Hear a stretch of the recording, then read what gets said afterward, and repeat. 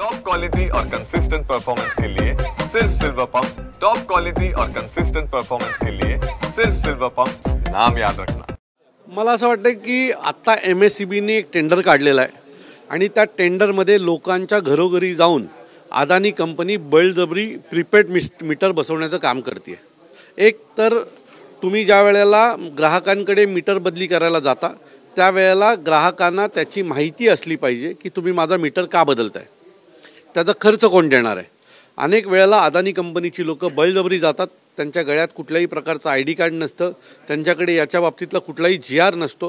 ही आलेली माणसं अदानी कंपनीकडनं आहेत, MSEBकडनं आलेत की चोरी करायला आलेली आहेत, याची कुठलीच माहिती कोणाला नसते।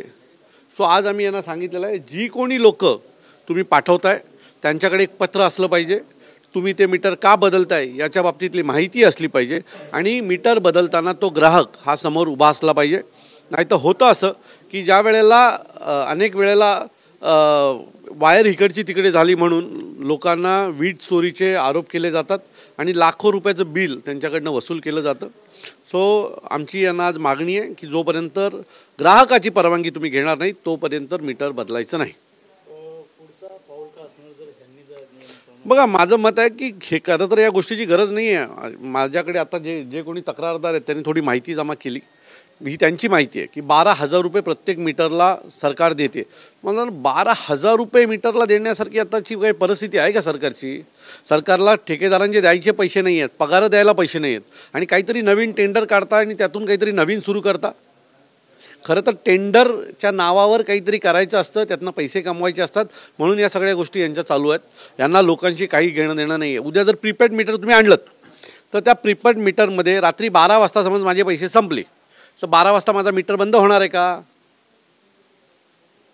एखाद्या दिवशी माझ्या घरात कार्यक्रम असेल आणि एखाद्या माणसाचं लक्ष नसेल त्याच्याकडे तर माझं घरचं मीटर बंद होणार आहे की तुम्ही मला माझे पैसे संपल्याच्या नंतर 24 तास 48 तास माझी लाईट चालू राहणार आहे?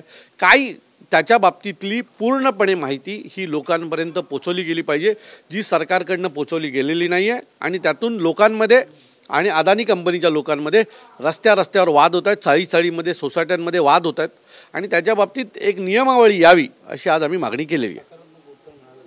बघा त्यांनी सकारात्मक त्यांनाच अर्धवट ज्ञान आहे, त्यांनाच माहीत नाही आहे की हे काय होतं आहे। सो सकारात्मक उत्तर जरी मिळालं नसेल तरी आम्ही त्यांना तंबी दिलेली आहे की याच्या पुढे जर असं काही झालं तर त्यांची ज्या अदानी कंपनीच्या लोकांची गाठ ही आमच्याशी असेल, त्यांना आमच्या रागाला सामोरे जावं लागेल।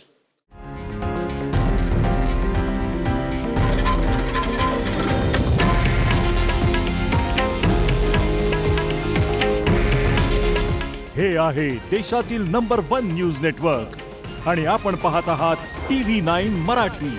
काळजी तुमची, हित महाराष्ट्राचं।